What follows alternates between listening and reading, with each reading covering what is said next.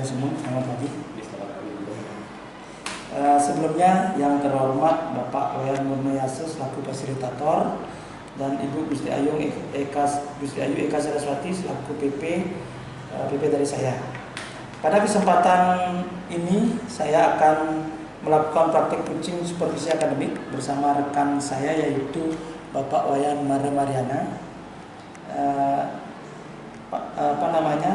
Yang perdana ini saya lakukan yaitu pada saat pra-observasi.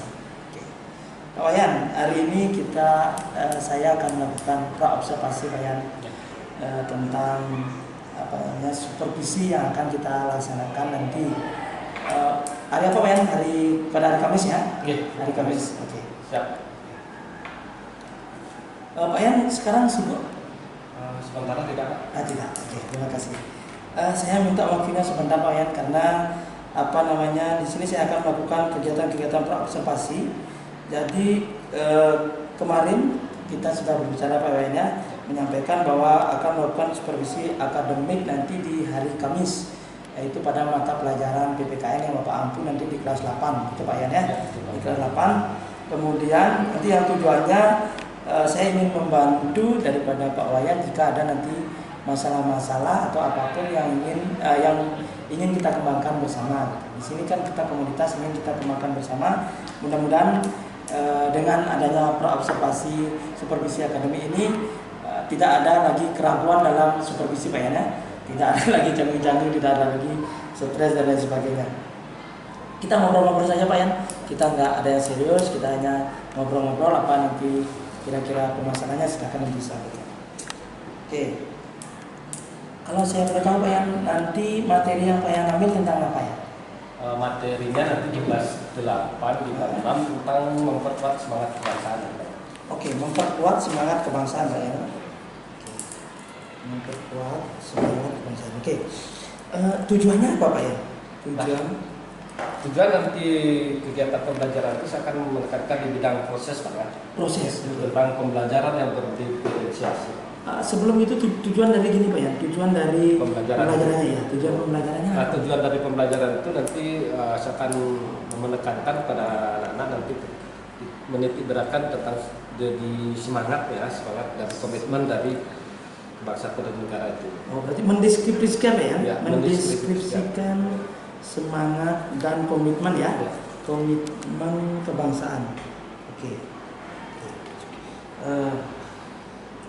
Ini tujuan yang ingin Pak Wayan capai ya. Ini tujuan yang ingin Pak Wayan capai. Oke, Pak Wayan, dari tujuan pembelajaran itu apa area yang ingin dikembangkan? Nah ini dari tujuan ini apa yang ingin Pak Wayan kembangkan pada anak kelas 8 tersebut? Area apa? Di area nanti menekankan di bidang prosesnya Pak dengan proses ya. Proses pembelajaran Pak ya? Proses pembelajaran. Oke. Nah, itu akan pembelajaran yang berdiferensiasi. Oke. Oke, Pak Wayan. Berdiferensiasi itu kan ada banyak bayannya. Ada berdiferensiasi produk, ada berdiferensiasi proses, dan juga ada berdiferensiasi konten. Nanti kita akan lihat ya, Pak Wayan ya. Dari sini atau dari tujuan itu sudah pasti Pak Wayan memiliki persiapan. Persiapan apa yang sudah Pak Wayan lakukan untuk nanti supervisi akademik atau pembelajaran nanti di kelas 8 pada hari Kamis? Oke, persiapannya sudah tentu dengan perangkat RPP tentu sudah ada ya perangkat. Terus PowerPoint juga sudah saya siapkan. Selain PowerPoint untuk biar anak-anak lebih fokus dalam kegiatan pembelajaran. Selanjutnya berupa tugas kelompok. Tugas kelompok. Ya. Evaluasi itu. Oke. Tugas kelompok ini ada mempergunakan gadget atau handphone ya? Ditambah lagi mempergunakan perangkat. Oke. Gadget dan HP. ACT ya. ACT yang berbasis tipek berarti ya. Oke, tipe ACK ya. Oke. Pak Wayan, selama Pak Wayan melakukan proses ini kita berbicara. Kira-kira di materi ini anak-anak ada yang kira-kira mengalami kesulitan nggak dalam belajar? Saya melihat di sini tidak akan ada yang mengalami kesulitan karena kegiatan pembelajaran ini sudah didukung dengan internet yang kuat, itu daya dukungnya juga. Terus dan itu beratkan nanti di komitmen dari anak-anak itu saya tekankan di sana sebagai warga negara ya. Oke, berarti dapat saya simpulkan bahwasanya Pak Yan sebelum melakukan pembelajaran ini berarti sudah adanya tes diagnostik ya, sehingga Pak Yan sudah tahu bahwa anak ini kebutuhannya ini, anak ini kebutuhannya ini, sehingga Pak Yan sudah berani memastikan bahwa nanti tidak akan ada masalah lagi ya, termasuk sudah cek konektivitas wifi dan lain sebagainya sudah terjangkau di kelas. Oke, luar biasa. Berarti tidak ada masalah Pak Yan ya. Oke, ini terkait dengan nanti pembelajaran itu Pak Yan, karena tadi sudah Pak Yan sampaikan panjang lebar menggunakan TPK dan lain sebagainya. Metode yang akan Pak Yan gunakan nanti apa Pak Yan? Metode pembelajaran itu berbasis masalah ya. Berbasis masalah, Ya. PBL ya? PBL, Problem Based Learning Pak Yan ya? Problem Based Learning dengan metode kolaborasi aslinya ya, kolaborasi. Berarti nanti yang Pak Yan tunjukkan itu adalah problem ya? Permasalahan ya. Problem ya. Permasalahan yang terjadi yang terupdate. Oh, oke. Di sekitaran ya, artinya masalah-masalah itu yang terkini ya, sehingga mudah dipecahkan oleh anak-anak. Oke, luar biasa nih Pak ya, luar biasa. Ada nggak kira-kira kesulitan yang Pak Yan ajar selama ini, anak-anak itu ada yang masih mengalami kesulitan belajar ya, ataukah tidak? Tentu ada dari beberapa sekian siswa itu kesulitannya itu ya keterlambatannya dalam menerima informasi. Oke. Kadang mungkin tipenya anak-anak sangat berbeda-beda kan gitu. Nah maka dari itu kegiatan pembelajaran ini kita coba berikan yang model permasalahan biar dia berbaur dengan teman-temannya yang lain, dia bisa berdiskusi sama temannya. Oke, luar biasa. Pak Yan, saya juga ingin bertanya, kita ngobrol ya, panjang lebar di sini, santai aja Pak Yan. Jadi dari awal sampai di sini Pak Yan sudah menceritakan banyak hal, sudah mempersiapkan perangkat, kemudian pembelajaran sedetail mungkin ya untuk persiapan nanti. Nah dalam beberapa hal apa yang Pak Yan persiapkan pasti di dalam benak Pak Yan masih ada kira-kira kekurangan. Gitu. Dalam kekurangan itu kira-kira Pak Yan apa yang ingin Pak Yan tambahkan dalam persiapan itu? Kekurangannya dalam kegiatan pembelajaran itu ada yang belum sempat saya pikirkan ya, karena kegiatan pembelajaran itu waktu akan membatasi saya dengan waktu 2 jam pembelajaran itu masih kurang bagi saya karena kita mendiskusikan, habis itu mempresentasikan dan tanda jawabnya lagi ya, selalu memberikan argumen untuk waktu ya. Waktu Pak Yan ya, waktu. Berarti Pak Yan dari kesimpulan itu kalau Pak Yan ada masalah bisa juga nanti waktu, kemudian bisa juga nanti berkolaborasi ya Pak Yan ya dengan komunitas ya, komunitas GMP yang ada di sekolah dan lain sebagainya. Oke, luar biasa Pak Yan. Kemudian Pak Yan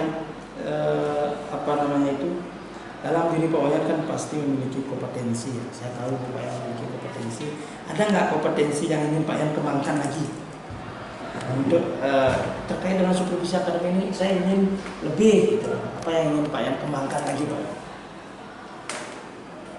Untuk saya bisa kembangkan nanti mungkin kegiatan pembelajaran itu dengan alat-alat peraga kalau beberapa materi yang berkaitan dengan alat-alat peraga nanti kita akan coba kembangkan bersama. Seperti di materi kelas 7 tentang keberagaman itu kan kita bisa membuat suatu bentuk scrapbook gitu kan, nanti kita akan bisa alat-alat peraga itu kita nanti bisa kembangkan materi-materi yang lain yang bisa. Itu harapannya kita. Berarti Pak Yan nih berpikiran sudah berdiferensiasi itu Pak Yan sebenarnya. Ingin mengembangkan ini sesuai dengan minat dan bakat anak-anak ya, sesuai dengan minat, sesuai dengan kebiasaan, sesuai dengan keinginan anak. Oke, Luar biasa Pak ya, mudah-mudahan bisa nanti kita wujudkan bersama ya. Oke Pak Wayan, tidak terasa ya kita ngobrol-ngobrol sudah luar biasa.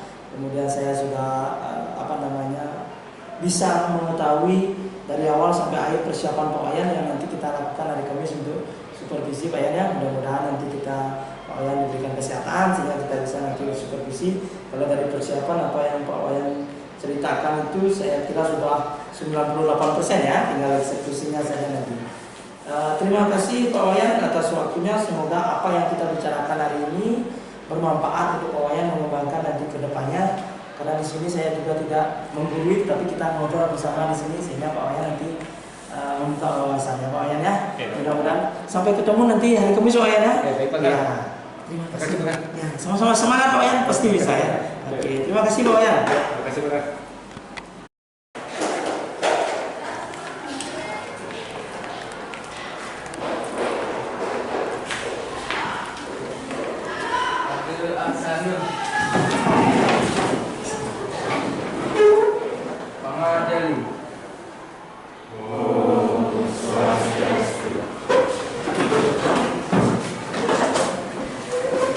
Selamat pagi anak semuanya. Pagi. Oke, untuk kita memulai aktivitas pagi hari ini, silakan kalian berdiri dulu. Kita akan berdoa sesuai dengan bagian kita. Oke, Bapak akan pimpin.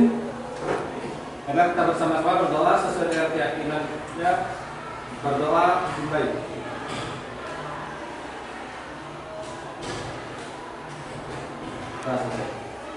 Silakan dulu.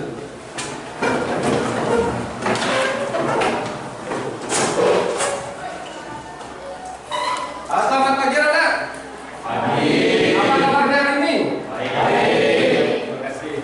Nah, di pagi hari ini kembali Bapak akan menyampaikan lanjutan dari materi minggu lalu tentang semangat dan komitmen bangsa untuk membuat NKRI. Nah, materi yang lalu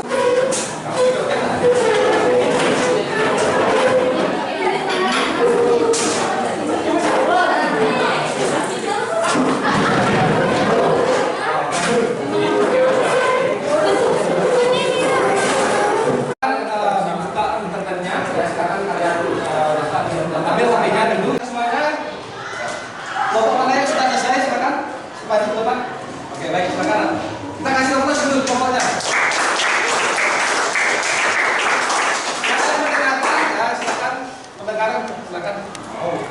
Menurut saya, teroris dan KKB sangat berbahaya bagi keselamatan negara. Kedua hal ini dapat merusak sistem suatu negara, termasuk ekonomi negara itu sendiri. Banyak pihak yang dirugikan akibat dari kedua hal ini. Solusinya adalah dengan lebih memperketat penjagaan atau keamanan suatu negara, terutama jalur kapal, karena banyak kelompok terorisme yang dibiayai dari negara asing yang ingin menguasai ekonomi seperti sumber daya alam. Oke, ada lagi? Oke, bagus. Kita kasih dulu.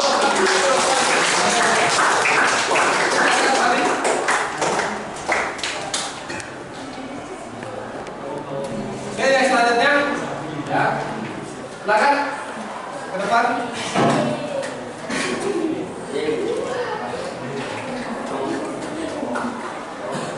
Menurut saya, KKB adalah singkatan dari kelompok kriminal bersenjata.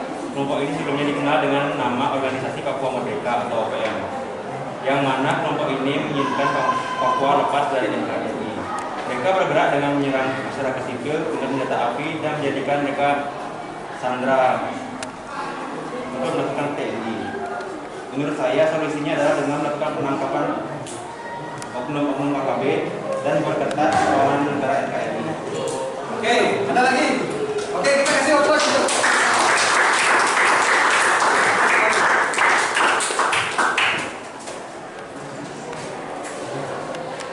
Oke, baik. Nah, tadi kita sudah mendengarkan presentasi dari teman-teman kalian. Nah, di sana bahwasanya KKB itu merupakan kelompok ya, yang dulunya namanya OPM ya, sudah disampaikan oleh temannya, ya, kelompok yang ingin memisahkan diri dari negara kesatuan Republik Indonesia.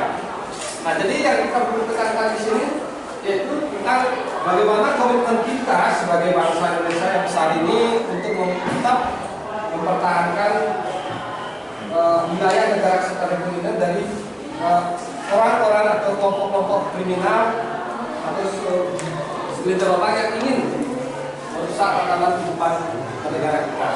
Nah, solusi yang tadi diberikan dari kelompok kalian beragam beragam, dan itu dengan cara memperkuat di daerah tersebut dengan persenjataannya itu dengan aturan yang telah ditetapkan.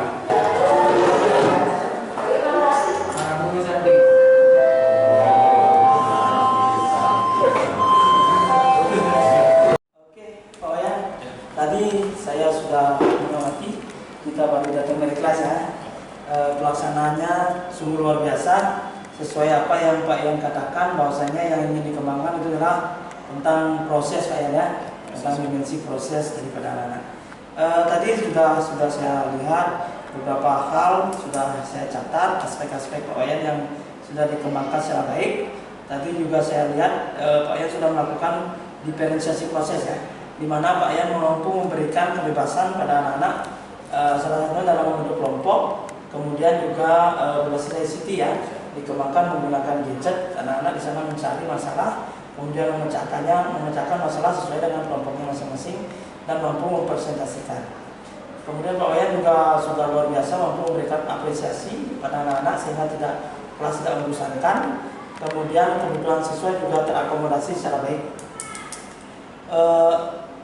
Ada beberapa hal yang memang sudah saya lihat Pak Ian, ada perkembangan yang luar biasa. Namun di balik itu juga masih ada yang perlu